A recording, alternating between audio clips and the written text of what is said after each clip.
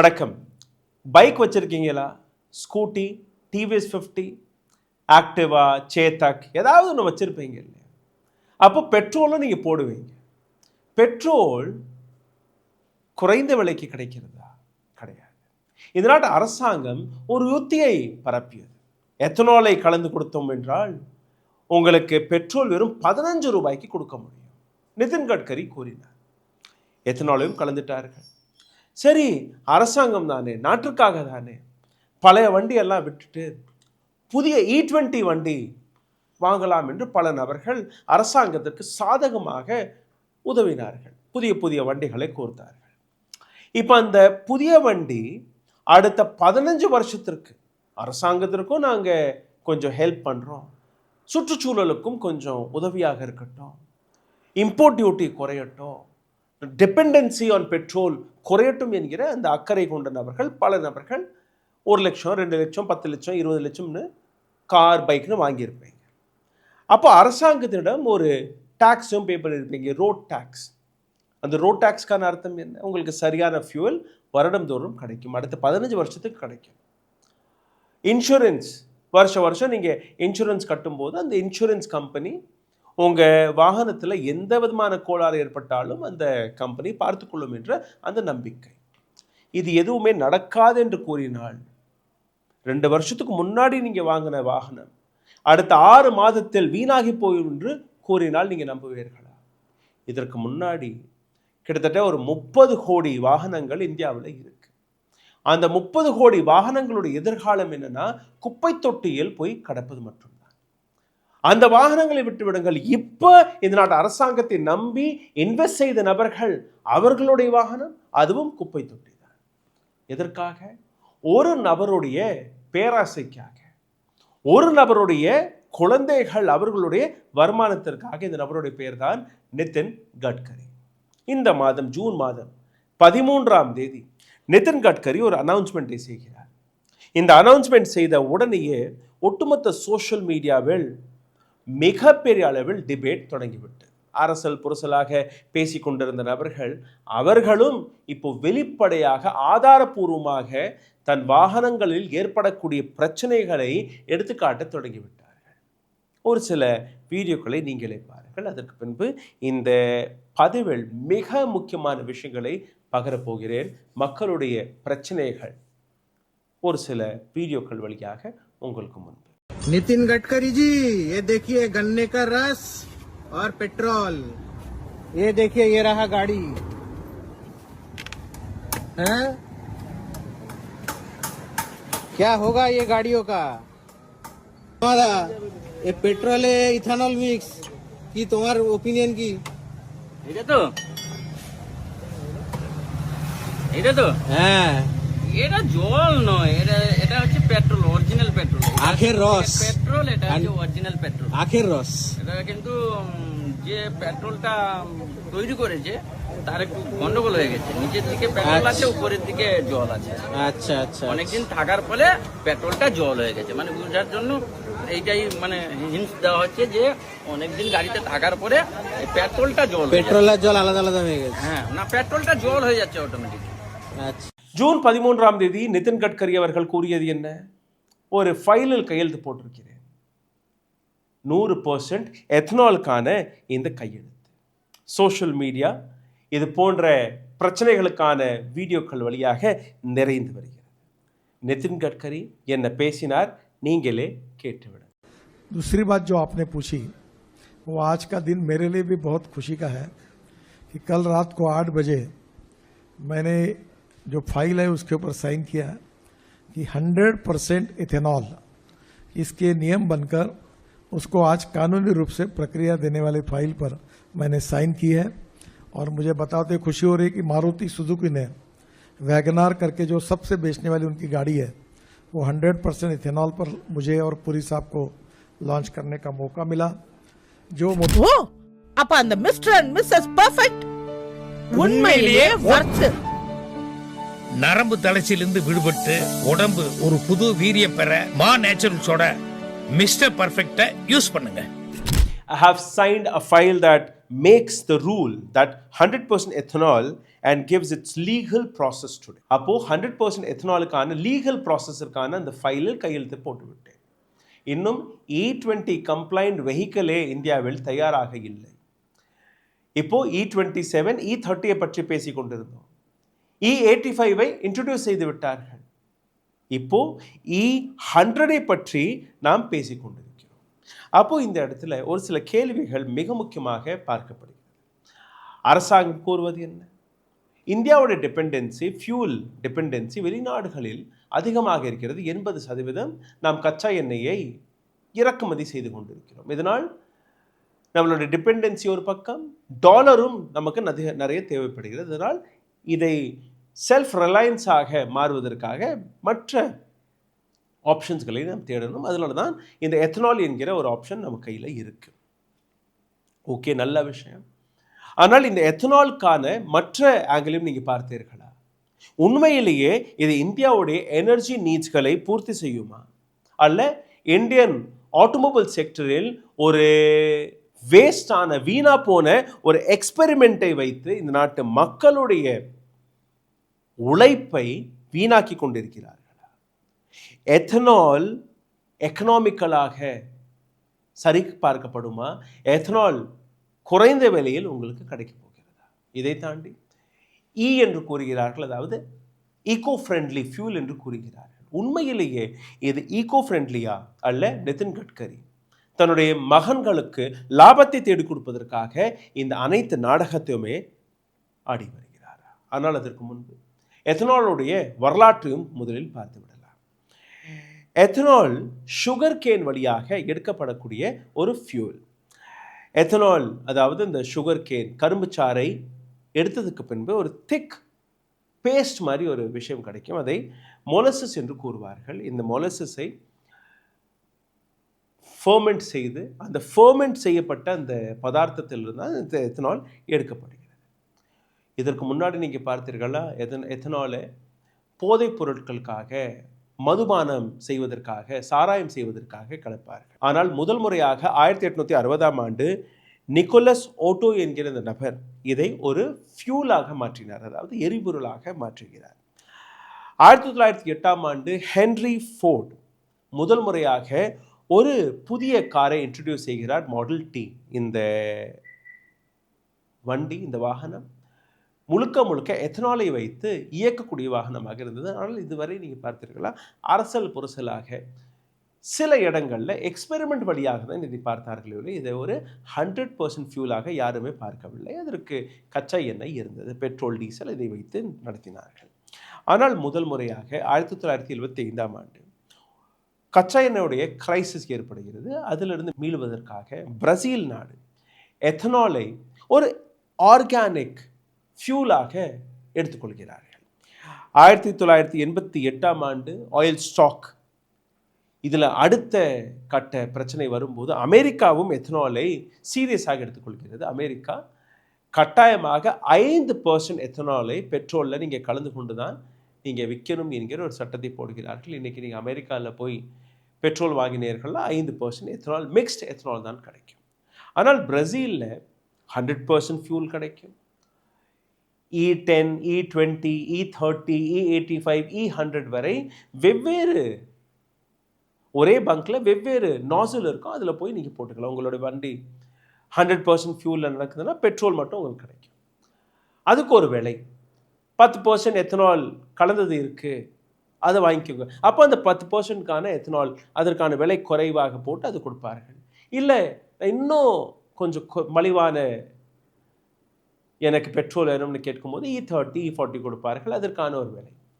நிதின் கட்கரி இதை எத்தனாலை பற்றி பேசும்போது, எத்தனால் ஃபியூல் வந்து விட்டது என்றால் பெட்ரோலுடைய விலை 15 ரூபாய்க்கு குறைத்து விடுவோம். இன்னைக்கு 15 ரூபாய்க்கு உங்களுக்கு கிடைக்கிறதா? 20% எத்தனாலை கலந்து கொண்டிருக்கிறார்கள். சரி, E85 வந்துருச்சு. அந்த E85 வைத்து வெறும் 20 ரூபாயை குறைத்திருக்கு. 85% ethanol and 15% petrol. What you paying for ethanol. சரி, இப்போது அடுத்த இந்தியாவுடைய வரலாற்றையும் பார்த்து விடலாம். வருடம் 2000 தான் எத்தனால் இந்தியாவில் இன்ட்ரடியூஸ் செய்யப்படுகிறது. அப்போ இருந்த பெட்ரோலியம் மினிஸ்டர் ராம் நாயக் வழியாக. நிதின் கட்கரி போன்று அவரும் ஒரு துடிப்பாக எத்தனாலை ப்ரமோட் செய்ய தொடங்குகிறார். வந்த உடனேயே 300 பெட்ரோல் பம்பில் மகாராஷ்டிரா மற்றும் உத்தரப்பிரதேசத்தில் இருக்கக்கூடிய 300 பெட்ரோல் பம்ப்களில் இந்த எத்தனால் ஒரு 5% எத்தனால் கலந்து இதை எக்ஸ்பெரிமெண்ட் பேசிஸில் விற்க தொடங்கினார்கள். அடுத்து 2004ஆம் ஆண்டு டாக்டர் மன்மோகன் சிங் காலகட்டம் வரும்போது அவர் இதை இன்னும் கொஞ்சம் அதிகப்படுத்தலாம் என்று ஆலோசிக்கும் போது 2006ஆம் ஆண்டு 20 ஸ்டேட்ஸ்களில் 20 மாநிலங்களில் 5% எத்தனால் இதை கலந்து கொண்டு தான் நீங்கள் விற்க வேண்டும் என்கிற ஒரு சட்டத்தை போட்டார்கள். ஆனால் அது சரியாக வரவில்லை. அந்த சட்டம் ஃபெயில் ஆகிவிட்டது. 2018ஆம் ஆண்டு நீங்கள் பார்த்தீர்கள்னா ஒரு 8 மாநிலங்களில் இந்த எத்தனாலை விற்பதற்கான ஒரு சட்டம் கொண்டு வரப்பட்டது. அதை தாண்டி நீங்கள் பார்த்தீர்கள்னா 2014ஆம் ஆண்டு நரேந்திர மோடியின் அரசாங்கம் வந்த உடனே இந்த எத்தனாலுக்கான பிஸ்னஸை மிகவும் சீரியஸாக பிரைம் மினிஸ்டர் மோடியின் தலைமையில் நிதின் கட்கரி அவருடைய ப்ரமோஷனில் எடுத்து வைக்கிறார். அந்த சட்டம் கொண்டு வரப்படுகிறது. 2030ஆம் ஆண்டு இல்லை 35ஆம் ஆண்டுக்குள் இந்தியா முழுவதும் E20 கம்ப்ளைண்ட் ஃபியூலை விற்கலாம் என்று. அதாவது 20% எத்தனால், 80% பெட்ரோல். 5 வருடம் முன்பே 2025ஆம் ஆண்டே இந்த E20ஐ நாம் அச்சீவ் செய்துவிட்டோம். வாகனங்கள் ரெடியாக இருந்ததா? கிடையாது. இந்தியாவில் இருக்கக்கூடிய 80-90% மேனுஃபேக்சரர்ஸ் E20 கம்ப்ளைண்ட் வெஹிக்கிளை தயாரிப்பதற்கு முன்பே அரசாங்கம் 100% நீங்கள் 20% எத்தனால் கலந்த பெட்ரோலை தான் வாங்க வேண்டும் என்கிற ஒரு கட்டாயத்தை போட்டு விட்டார்கள். அதாவது 100% இந்தியாவில் இருக்கக்கூடிய எந்த பெட்ரோல் பம்பில் நீங்கள் போய் பெட்ரோல் போட்டுக்கினீர்களா கூட அதில் 20% எத்தனால் கலந்ததாக தான் இருக்கும். இப்போ E20யும் இன்ட்ரடியூஸ் செய்து விட்டார்கள். ஜூன் 3ஆம் தேதி union minister petroleum minister Hardeep Singh puri வழியாக இந்த E20 பெட்ரோல் கொண்டு வரப்பட்டது. சரி, இப்போது கஸ்டமர்ஸ், இந்தியன் கஸ்டமர்ஸ் E20 இந்த ஃபியூலிருந்து அவர்களால் மீட முடியவில்லை. புதிய புதிய வண்டி எப்படி வாங்குறது என்று சிந்தித்து கொண்டிருக்கும் போது திடீர் என்று அடுத்த சட்டம், இப்போ E100 E85 நாங்கள் கொண்டு வரப்போகிறோம். இந்த இடத்துல இன்னொரு விஷயத்தை நீங்கள் பாருங்கள். எத்தனாலை பற்றி நீங்கள் கொஞ்சம் சயின்டிஃபிக்காக புரிந்து கொண்டீர்கள், உங்களுக்கு புரிய வரும். 1 லிட்டர் பெட்ரோல் 34 ஜூல்ஸ் எனர்ஜியை ப்ரொடியூஸ் செய்யும். ஆனால் 1 லிட்டர் எத்தனால் நீங்கள் போட்டீர்கள்னா 21 to 24. அதாவது ஒரு சாதாரணமான லாங்குவேஜில் உங்களுக்கு புரிய வைக்கணும்னா 1 லிட்டர் பெட்ரோலில் உங்களுடைய வண்டி ஒரு பைக் 40 கிலோமீட்டர் போகுதுன்னு வச்சுப்போம். அதே எத்தனால் போட்டு நீங்கள் அந்த வண்டியை ஓட்டினீர்கள்னா அப்படியே ஒரு 15-20% ட்ராப் ஆயிரும். பழைய வண்டி இருந்துச்சுன்னா 30-40%லாம் ட்ராப் ஆயிரும். அப்போது 40 கிலோமீட்டர் மைலேஜ் கொடுக்கக்கூடிய அந்த உங்களுடைய வாகனம் இப்போது இந்த புதிய எத்தனால் கலந்த வண்டியை வச்சு ஒரு 7-8 கிலோமீட்டர் குறைவாக கொடுத்துச்சுன்னா 30 கிலோமீட்டர். அப்போ நீங்கள் என்ன பண்ணுவீங்க? நீங்கள் அதிகமாக பெட்ரோல் அந்த வண்டியில் ஊற்றுவீங்க. ஒரு லிட்டர் பெட்ரோல் இடத்துல நீங்கள் 1.5 லிட்டர் பெட்ரோல் ஊற்ற ஆரம்பிப்பீங்க. அப்போ எவ்வளோ? 100 ரூபாய்க்கு எந்த வேலை நீங்கள் பார்த்து வந்தீங்களோ அதுக்கு நீங்கள் 150 ரூபாய் கொடுக்க தொடங்குகிறீர்கள். இது ஒரு பக்கம். இதை தாண்டி நீங்கள் பார்த்தீர்கள், இந்த எத்தனால் அப்சர்வ்ஸ் வாட்டர் என்று கூறுகிறார்கள். அதாவது தண்ணீரை இது எடுத்துக்கொள்கிறது. அப்போ உங்களுடைய வண்டியில் தண்ணி போய் தேங்கிச்சுன்னா, நின்றுச்சுன்னா என்ன ஆகும்? ரஸ்டிங் நடக்கும். இன்ஜினில் போய் ரஸ்டிங் நடக்கும். ஃபியூல் லைன் அதை போய் டேமேஜ் பண்ணோம். ஃபியூல் இன்ஜெக்டரை டேமேஜ் பண்ணோம். லீக்கேஜ் இன் ஆயில் சேம்பர், சீலிங், டேங்க்கில் துருப்பிடிக்கும். இது எல்லாமே நடக்குமா இல்லையா? இப்போ இதற்கு உங்களுடைய வாகனம் தயாராக இருக்கா இல்லையா என்று நீங்கள் பார்க்கும்போது எந்த விதமான பதிலும் அரசாங்கம் தரப்பிலிருந்து கிடையாது. அப்போது ப்ராப்ளம் வித் எத்தனாலை நீங்கள் பார்க்கும்போது petrol is more powerful and ethanol is more வீக்காக. பிக்கப்பும் கிடைக்காது. பிக்கப் கிடைக்காதது ஒரு பக்கம், மைலேஜ் கிடைக்காது இரண்டாவது பக்கம், மூன்றாவது உங்களுடைய வாகனம் அடிக்கடி மெக்கானிக் ஷெட்டில் தான் போய் நிற்கும். சரி, இந்த இடத்துல இன்னொரு பிரச்சனையும் இருக்குது. Cold start. வட இந்தியாவில் இருக்கக்கூடிய நபர்கள், அவர்களுக்கு இந்த பிரச்சனை தெரியும். இல்லை ஒரு 70s 80sலாம் இருக்கக்கூடிய ஸ்கூட்டரெல்லாம் நீங்கள் பார்த்தீங்கன்னா அது பல முறை கிக் அடிச்சதுக்கப்புறம் தான் அது வண்டி சூடானதுக்கப்புறம் தான் ஸ்டார்ட்டே ஆகும். முக்கியமாக பெட்ரோல், புல்லட் வைத்திருந்த நபர்கள், ஜாவா எஸ்டி வைத்திருந்த நபர்கள், சேத்தக் வைத்திருந்த நபர்கள், அவர்களுக்கு இந்த பிரச்சனை புரியும்.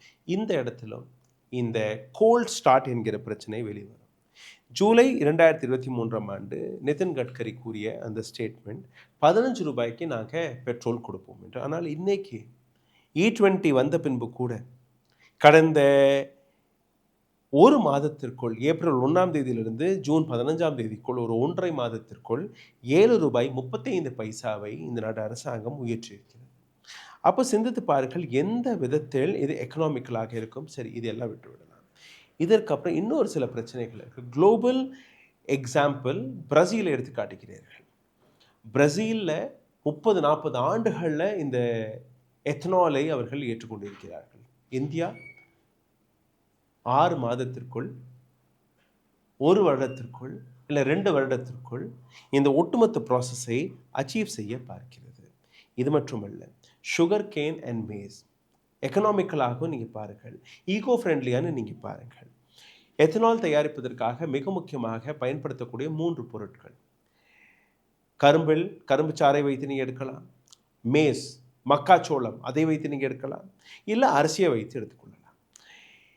இப்போ 52 லட்சம் டன் அரிசியை எத்தனால் தயாரிப்பதற்காக 2024-25ஆம் ஆண்டு அரசாங்கம் கொடுத்திருக்கிறது. 25-26ஆம் ஆண்டு அரசாங்கம் 90 லட்சம் டன் மக்களுக்கு தேவைப்படக்கூடிய அந்த உணவு அரிசியை இந்த எத்தனால் தயாரிப்பதற்காக எடுத்து வைக்க போகிறார்களா. இது ஒரு பக்கம். இது உணவு பற்றாக்குறை ஏற்பட போகிறது. ஆனால் இதையும் தாண்டி 1 கிலோ அரிசியை விளைவிப்பதற்காக தேவைப்படக்கூடிய தண்ணீர் 3000-5000 லிட்டர் 1 கிலோ அரிசி எடுப்பதற்காக. இப்போ இந்த அரிசியிலிருந்து 1 லிட்டர் எத்தனால் தயாரிப்பதற்காக தேவைப்படக்கூடிய அரிசி எவ்வளோ? கிட்டத்தட்ட 3 கிலோ அரிசி. அப்போது நேரடியாக 9,000-15,000 லிட்டர் தண்ணி அரிசி வழியாக எத்தனால் தயாரிப்பதற்காக தேவைப்படுகிறது. இதே போன்று நீங்கள் பார்த்தீர்கள்னா சுகர் கேன் 3800 லிட்டர் கரும்பு சாறை வைத்து நீங்கள் எத்தனால் தயாரிப்பதாக நினைத்தீர்கள்னா 3800 லிட்டர் தண்ணி தேவைப்படும். இதே போன்று மக்காச்சோளத்தை வைத்து ஒரு 6,000-7,000 லிட்டர் தண்ணி தேவைப்படும். இந்த ஒட்டுமொத்த விஷயத்தை பார்த்தீர்கள்னா இந்தியாவில் 470 லிட்டர் எத்தனாலை தயாரிப்பதற்காக 1 டன் அரிசி தேவைப்படுகிறது. அப்போது அரிசி பற்றாக்குறை ஒரு பக்கம். சரி, அந்த அரிசியை வைத்து உங்களுக்கு எத்தனால் போதுமான அளவில் கிடைக்கிறதுனா அதுவும் கிடைக்கல. அப்போது திஸ் இஸ் நாட் எக்கனாமிக்கல் என்கிற விஷயத்தை நீங்கள் புரிந்து கொள்ள வேண்டும். ரெண்டாவது நீங்கள் பார்த்தீர்கள்னா இந்த எத்தனால் வழியாக வெளிவரக்கூடிய தண்ணீர் பிரச்சனை, கிரவுண்ட் வாட்டர். மகாராஷ்டிராவில் நீங்கள் பார்த்தீர்கள்னா 30-40 அடியில் எந்த தண்ணீர் கிடைத்து கொண்டிருந்ததோ இன்றைக்கி 100-150 அடி பாதாளத்தில் போய் கூட தண்ணீர் கிடைக்க மாட்டேங்குது. இதையும் தாண்டி நீங்கள் பார்த்தீர்கள்னா இந்த எத்தனால் தயாரித்து வெளிவரக்கூடிய அந்த டர்ட்டி வாட்டர், இதை வெனிஸ் என்று கூறுவார்கள். இது பாதாளத்தில் போன உடனேயே அங்கே இருக்கக்கூடிய அந்த நீர்ச்சத்தை எல்லாம் கெடுத்து அங்கே வேறு எந்த விளைச்சலுமே வராதபடி அதை ஒரு வறண்ட பூமியாக மாற்றிவிடும். அதில் நீங்கள் நாளைக்கு அரிசி போட்டாலோ கரும்பு போட்டாலோ எதை போட்டாலோ அது வராது. உத்தரப்பிரதேஷ் மற்றும் கர்நாடகா இது ஒரு மிகப்பெரிய உதாரணமாக மாறிவிட்டது. இந்த 2 மாநிலங்களிலுமே கிரவுண்ட் வாட்டர் லெவல் மிகவும் சீரியஸாக மாறிவிட்டது. 100 ஃபீட் 100 ஃபீட்டுக்கு கீழே தான் தண்ணீரே கிடைக்கிறது இன்றைக்கி. இதே போன்று நீங்கள் பாருங்கள், இன்னொரு ரிப்போர்ட் வெளியே வந்துச்சு, நீதி ஆயோகோட ரிப்போர்ட். 2020-2030ஆம் ஆண்டு டெல்லி, பெங்களூர், சென்னை இந்த 3 நகரங்களில் தண்ணீர் கிடைக்காது. அந்த அளவில் பற்றாக்குறை ஏற்பட்டு விட்டது. அப்போ இது போன்ற சீரியஸான இஷ்யூஸ் இருக்கும்போது எப்படி நீங்கள் எத்தனாலை ப்ரமோட் செய்கிறீர்கள் அதையும் நீங்கள் பார்க்க வேண்டும். எதற்காக? நிதின் கட்கரியுடைய மகன்களுடைய கம்பெனியை பற்றி நான் பேசினேன். 1985ஆம் ஆண்டு ஒரு கம்பெனி உருவாக்கப்படுகிறது. இந்த கம்பெனியின் பெயர் அம்ரேட் ஆர்கோ காம்ப்ளெக்ஸ் பிரைவேட் லிமிடெட். இதை தொடங்கிய நபர்கள் உதய் சங்கர் காமட், எம்டி ரவீந்திர வித்யார்த் மற்றும் டாக்டர் SG பராட்டே. இவர்கள் தான் ப்ரமோட்டர்ஸ். 2009ஆம் ஆண்டு நிதின் கட்கரி இந்த கம்பெனியுடைய சேர்பர்சனாக, நிதின் ஜெயராம் கட்கரி சேர்பர்சனாக பதவியேற்கிறார், பிரசிடெண்ட்டாக பதவியேற்கிறார். 2015ஆம் ஆண்டு ஒம்ரெட் ஆர்கோவுடைய பெயரை மாற்றி சியான் ஆர்கோ இண்டஸ்ட்ரியாக அதை மாற்றுகிறார்கள். 2017ஆம் ஆண்டு இந்த கம்பெனியில் இன்னொரு நபரை சேர்க்கிறார்கள். சியான் ஆர்கோவின் ஜனவரி 1ஆம் தேதி 2017ஆம் ஆண்டு நிதின் கட்கரியை இந்த கம்பெனியுடைய மேனேஜிங் டைரக்டராக சேர்க்கிறார்கள். நிதின் கட்கரியுடைய மூத்த மகன். ஒரு சில நாட்களுக்கு பின்பு இந்த கம்பெனி கொஞ்சம் கொஞ்சமாக பிஸ்னஸ் பார்க்கிறது. இந்த கம்பெனியோட பிஸ்னஸ் நீங்கள் பார்த்தீர்கள்னா ஒரு 7-8 கோடி ரூபாய் தான் வருடத்திற்கு இந்த கம்பெனியே பிஸ்னஸ் பார்த்தது. சோயாபீனில் பிஸ்னஸ் பார்த்தார்கள், மெடிசின் கம்பெனிகளுக்கு பல விஷயங்களை கொடுக்குறார்கள். ஆனால் எங்கேயுமே இந்த கம்பெனி லாபத்தை பார்க்கவில்லை. இதே நேரத்தில் நீங்கள் பார்த்தீர்கள்னா கோலரி சத்தர்பூரில் இவர்கள் இன்னொரு கம்பெனி நாக்பூரில் இருக்குது, நாக்பூர் சோனாப்பூர் தாதேவார இடத்துல இந்த இடத்துல இன்னொரு கம்பெனி தொடங்குகிறார்கள். இந்த company MDC Kamleshwar Nagpur around 2019 இந்த கம்பெனி தொடங்கப்படுகிறது. இந்த கம்பெனியை நீங்கள் பார்த்தீர்கள் மும்பையை சார்ந்த ஒரு பிஸ்னஸ் கம்பெனி தொடங்கியது. ஆனால் 6ஆம் தேதி செப்டம்பர் மாதம் 2012ஆம் ஆண்டு இந்த கம்பெனியோட பெயரை மாற்றுகிறார்கள், மானஸ் அக்ரோ என்கிற பெயரில். ROC மும்பை கையில் இருந்த இந்த கம்பெனி மானஸ் ஆர்கோ என்கிற பெயரில் மாற்றுகிறது. 15ஆம் தேதி ஜூன் மாதம் 2016ஆம் ஆண்டு ஸ்வரங் நிதின் கட்கரி இந்த கம்பெனியோடைய ஹோல் டைம் டைரக்டராக பதவியேற்கிறார். அதாவது யூனியன் டிரான்ஸ்போர்ட் மினிஸ்டர் நிதின் கட்கரியுடைய 2 மகன்கள், அவர்கள் கையில் இருக்கக்கூடிய 2 கம்பெனிகள். இந்த 2 கம்பெனிகளுமே எத்தனால் தயாரிப்பதற்காக தன்னுடைய பேஸ்மெண்ட்டை, பிளாட்ஃபார்மை ரெடி செய்கிறார்கள். 10ஆம் தேதி செப்டம்பர் மாதம் 2024ஆம் ஆண்டு Manas Agro was acquired by Cian Agro. Manas ஆக்ரோவை சியான் ஆக்ரோ, அதாவது உள்ளுக்குள்ளே அவர்கள் பேரம் பேசி அதை வாங்குகிறார்கள். 2 அண்ணன் தம்பியுடைய கம்பெனிஸ். இந்த 2 கம்பெனிகள் ஒரு பக்கம் ஜனவரி மாதம் 2024ஆம் ஆண்டு ஒரு MOU சைன் செய்யப்படுகிறது. சென்னையை சார்ந்த ராமச்சந்திரா குரூப் மற்றும் சியான் ஆர்கோ அட்வான்ஸ் விபத்ர கான்க்ளேவ் இன் நாக்பூரில் இந்த கம்பெனி தொடங்கப் போகிறதாம். அவர்கள் எத்தனாலை தயாரிப்பதற்காக புதிய கண்டுபிடிப்புகளை கண்டுபிடித்து கார்பன் கேப்சர் யூட்டிலைசேஷன் டெக்னாலஜியை வைத்து எத்தனாலை தயாரிப்பதாக கூறினார்கள். ஆனால் சாரங் கட்கரி இதை அச்சீவ் செய்ததாக கூறியிருக்கிறார். அதாவது லேபில் நாங்கள் டெஸ்ட் செய்து விட்டோம். இந்த பிளான்ட் ஓம்ரேட் நாக்பூரில் இருக்குது. இந்த பிளான்ட்டோடைய கெப்பாசிட்டி 120 KLPD என்றால் கிலோ லிட்டர் பர் டே. ஒரு நாளைக்கு இவ்வளோ லிட்டர் அவர்கள் தயாரிக்கலாம். இவர்களுடைய இன்னொரு பிளான்ட் அதையும் இவர்கள் தொடங்கியிருக்கிறார்கள், ஷிமர். இதோடைய கெப்பாசிட்டி நீங்கள் பார்த்தீர்கள்னா 190 KLPD. சியான் மற்றும் மானஸ் இந்த 2 கம்பெனிகளுமே ஒன்றாக சேர்ந்து ஒரு நாளைக்கு 255 KLPD எத்தனாலை தயாரித்து வருகிறார்கள். இந்தியன் கவர்மெண்ட் எத்தனாலை புஷ் செய்ததால் நிதின் கட்கரியுடைய கம்பெனி, அவருடைய மகன்களுடைய கம்பெனியுடைய வருமானம் 1000 மடங்கு அதிகரித்திருக்கிறது. வெறும் 7-8 கோடி ரூபாய் வருமானம் பார்த்து கொண்டிருந்த இந்த கம்பெனி இன்னைக்கு 1000 கோடி ரூபாய் பிஸ்னஸ் செய்வதாக உயர்ந்திருக்கிறது 2024 2022ஆம் ஆண்டுக்குள். இன்னைக்கு இந்த கரண்ட் பாலிசி வைத்து நீங்கள் பார்த்தீர்கள்னா E85 and E100 வரை இவர்கள் போய்விட்டார்கள். பட் டீசல்லையும் இதே போன்ற இன்னொரு சப்ஸ்டன்ஸை கலப்பதற்காக, ஐசோபெட்டலால் என்கிற ஒரு சப்ஸ்டன்ஸை கலப்பதற்காக இன்னொரு திட்டத்தையும் நிதின் கட்கரி போட்டுவிட்டார். இப்போ நான் தொடக்கத்தில் காட்டியபடி இந்தியா இன்னும் தயாராகாத நிலையில் உங்களுடைய மகன்களுடைய வருமானத்திற்காக ஒரு அமைச்சர் எத்தனாலை ப்ரமோட் செய்யும் போது அவர்களுடைய லாபத்தை மட்டுமே மையப்படுத்தி இந்த சட்டத்தை திணிக்கும் போது மக்களாக நீங்கள் என்ன செய்வீர்கள்? ஏன்னா உங்கள்ட்ட ஆப்ஷனே கிடையாது. 20% எத்தனால் மேண்டேட்டரி ஆக்கிவிட்டார்கள். இதை நீங்கள் மாற்ற முடியாது. அடுத்தடுத்து நாளைக்கு E27 E30 வரும்போது இதற்காக நீங்கள் அனைவருமே குரல் கொடுக்க வேண்டும். உங்களுடைய சோஷியல் மீடியா பக்கத்தில் போங்க, உங்களுக்கு ஏற்படக்கூடிய பிரச்சனைகள் எடுத்து வையுங்க. இந்த நாட்டு அரசாங்கத்துக்கு இமெயில் போடுங்க. கூடிய சீக்கிரம் இதுவும் ஒரு மிகப்பெரிய போராட்டமாக மாறப்போகிறது. சிந்தித்து பாருங்கள்.